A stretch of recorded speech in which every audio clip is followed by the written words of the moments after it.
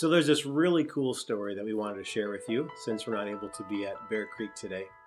For the last at least couple years, whenever Kristi and I would drive on 11th Avenue, which is just a couple streets over from where we live, about two blocks north of the Boys and Girls Club, 11th Avenue Northeast, we drive along and there is this house that for a long time has been in the remodeling process. So as we saw that, for some reason we learned from a family member that there was a gentleman who was working on the house, the owner. He had fallen off some scaffolding or fell off the roof, and he got really banged up. And from that process, he was set back. He wasn't able to finish the project as he wanted to, and so it's just remained undone. So we actually found out the name of the couple, but never pursued it. I just never got around to checking in with them, and we always thought, hey, this would be a great family to see if we could help out and get them in their house. So that's as far as we ever went with it. And then my wife was at work a couple of months ago. Well, I'm a nurse at Methodist Hospital in labor and delivery, and I was assigned a shift on our antenatal unit, which is where moms are when they're still pregnant and having preterm labor, needing to be on bed rest. And so I walked into a lady's room. Her name was Joy, and we were chatting a bit. She was pregnant with her 7th child.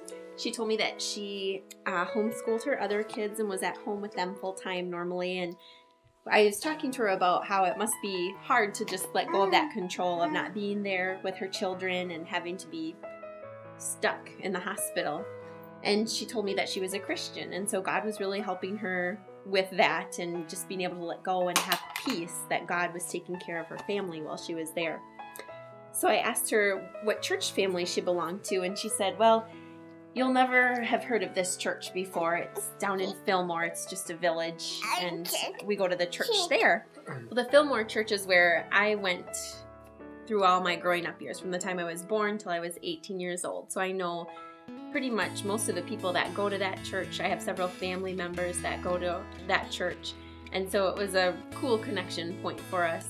Well, we continued to chat, and as she shared some of the details of her life, I started to remember this house project, and I asked her, I said, do you and your family own a house in Rochester that you've been working on and it's been under construction a while? And she said, yeah, we do.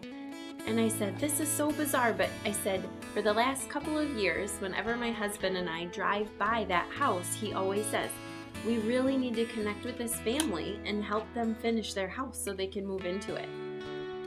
When I said that, her eyes got wide and they filled with tears, and she said, are you for real?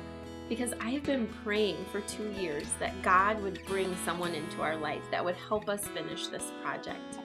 Also, she talked about through this journey how she's really kind of let go of this project. They have 7 children now, and their whole family, they live in a trailer down near Chatfield. And for obvious reasons, she's really wanted to get this house finished and be living in it. But she said she's just come to a place where God has given her contentment where she's at and a peace, and she's been able to let go of the house and just say, God, if we aren't supposed to be here, that's okay. We'll live wherever you want us to live. And so we connected, exchanged contact information, and then Jeff and her husband David have been in close contact and had lots of conversations and done lots of planning. So there you have it. One of those God moments, and I guess it's probably, it was really a cool thing to hear for me, and also makes me realize what a hard head I have, since I probably don't listen very well after all those nudgings over the years. We met David, as Kristi mentioned. We sat down with Candy from church, who's a builder. A number of folks from church have already volunteered their time and energy, and right now we need to raise about $25,000.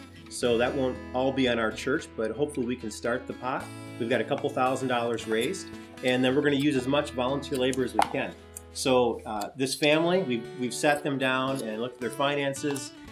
They're hard workers. They put hundreds of hours into this house. And David just fell off some his scaffolding came off the house when he started doing the roof. And so a lot of the work is done already. And so it's not starting from scratch, but it's basically down to the studs. We need to do some plumbing, some electrical, and then some insulation, sheetrocking, and we're off to the races. So we're hoping that by this summer Early summer, possibly, we can have the family moved in if all of us at Bear Creek would rally together, raise some money, and give a few days of labor. And we can use anybody.